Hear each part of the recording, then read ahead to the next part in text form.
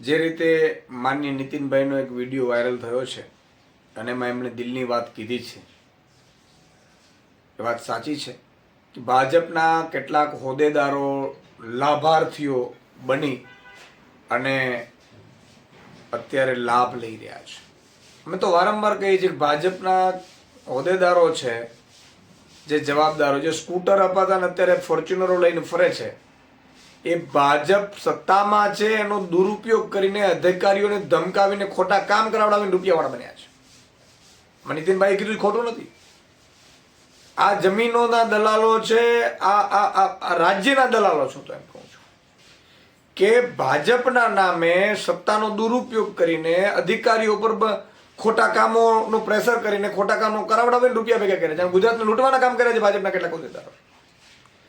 અને આ નીતિનભાઈની વાત એકદમ સાચી છે કે ભાજપમાં મોટા ભાગના અત્યારે છે લોકો એ લાભાર્થીઓ છે. એને ગુજરાતથી કે દેશથી કે દેશની જનતાની, ગુજરાતના રાજ્યની જનતાની કંઈ પડી જ નથી. પોતાના ઘર ભરવા છે, પોતાના ઘર ભરવા માટે અધિકારીઓ પાસે, કારણ કે સત્તા છે, સત્તામાં અધિકારીઓને દબાવી ખોટા કામો કરાવડાવી અને દલાલીઓ ખાઈને મોટા થયા છે.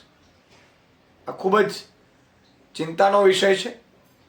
ભાજપે એના હોદ્દેદારો પાસે જે ગુજરાતને લૂંટવાનું કામ કરે છે એ ભાજપ સરકારે બંધ કરાવવું જોઈએ, એવી અમારી માંગ છે.